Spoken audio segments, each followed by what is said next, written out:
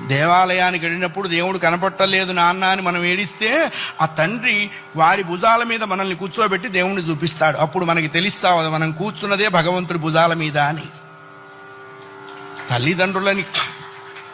తల్లిదండ్రులకి గుళ్ళు కట్టించక్కర్లేదు, కట్టించిన గుళ్ళ ముందు వాళ్ళని కూర్చోబెట్టకుండా ఉంటే చాలు. అది నేర్చుకోవాలి. మనం బ్రతికుండగా వాళ్ళ అనాథాశ్రమాల్లో ఉండటం ఏంటండి? ఇంకంతకంటే పాపం ఏదైనా ఉందా? కాశీలో యజ్ఞం చేస్తే వస్తుందా? రామేశ్వరంలో అన్నదానం చేస్తే వస్తుందా? జన్మనిచ్చిన తల్లిదండ్రులు ప్రధానము. వాళ్ళని నువ్వే సేవించాలి. భగవంతుని సేవించకపోయినా నష్టం లేదు, బోల్డు మంది ఉన్నారు. జన్మనిచ్చిన తల్లిదండ్రుల్ని సేవించాలి, అది కర్తవ్యము. రామాయణం అదే చెప్పింది.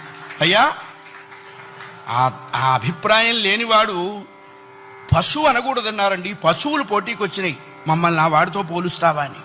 అంతకంటే నీచుడు.